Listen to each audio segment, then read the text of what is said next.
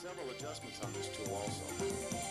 And then just closing up, this is going to allow us to cut the exact diameter that we need.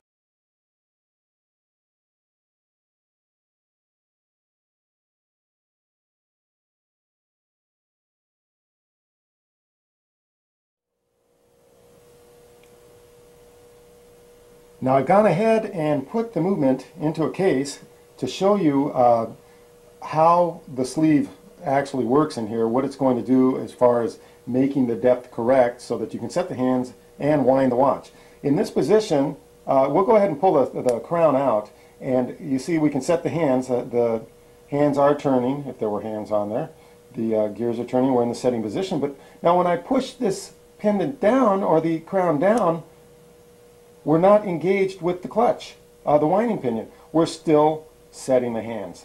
Very much like the watch earlier that I told you we're going to adjust, that was all haywire. So is this one. What this watch needs is for the sleeve in the pendant to be brought further down, to be screwed further in, so that the stem will engage further down and push the clutch back to the winding pinion. So what we need to do is make the sleeve a little bit deeper. And we're going to go ahead and do that. See, if I push this all the way down, I can wind, but I have to actually push it down to make that clutch engage with the winding pinion.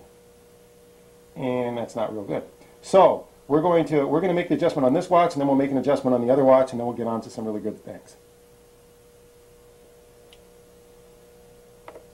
Okay, I've gone ahead and taken the crown off the watch. That's what I'm going to do, is just go from one shot to another shot, and I'll remove the crown and put it on. Just so we don't waste time taking a crown on and off on film.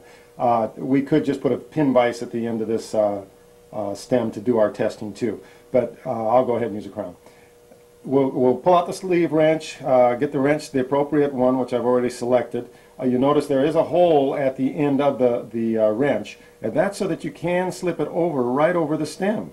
So you can make these adjustments while the stem is in the watch. All we're going to do is just screw the sleeve down a bit.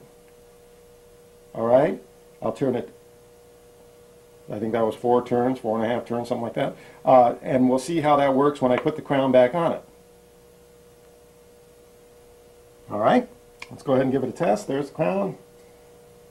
We're winding okay. We pull out. Not setting. Okay, so we've actually gone too far down. Now we're out of the setting position. Let's go ahead and pull off the crown and do it again. All right, let's back it out. I think we went like 4.5 turns. Let's just back it out. We were pretty close. I'm going to go 1 complete turn here. And we'll test it right there. That should be pretty close. Let's see what happens. Okay, the test. There we go. Winding. We're winding okay. All right, there we are.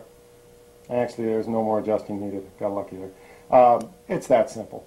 Very, very simple thing to do, and yet so many people, so many watch repair people, collectors, don't know how to make that simple adjustment, and it's so important. You're going to run across this, if you haven't already, you're going to run across this problem over and over and over again. And you can find some good deals out there on watches where people think there's really something major wrong with the watch, and that's all it is. Just a simple adjustment. Now, very quickly, back to old Bertha here.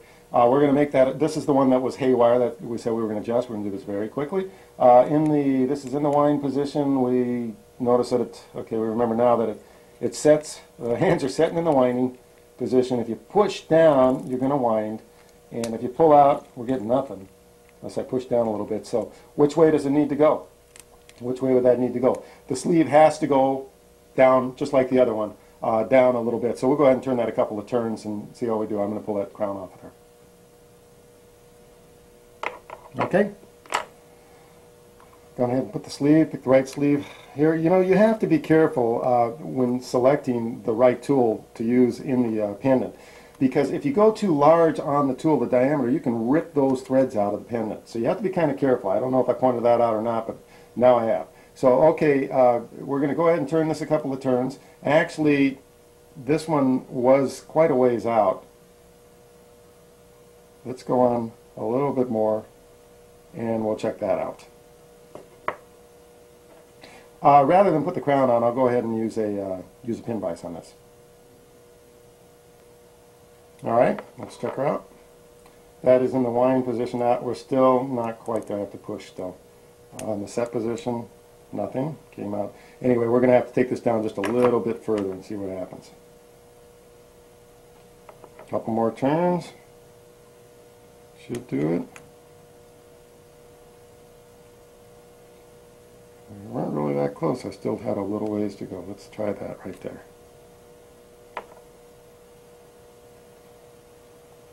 Okay, in the set position, we're winding. I'm sorry, in the winding position. Let's pull her out to the set position. This time I'll try not to tear it off the sleeve. Make sure you're tight and you don't do what I did last time and rip it right off the sleeve or the stem threads. Okay, okay. I think we're there. All right. All right, we're going to talk a bit now about what's called an inverted sleeve. This is a regular pendant. This is not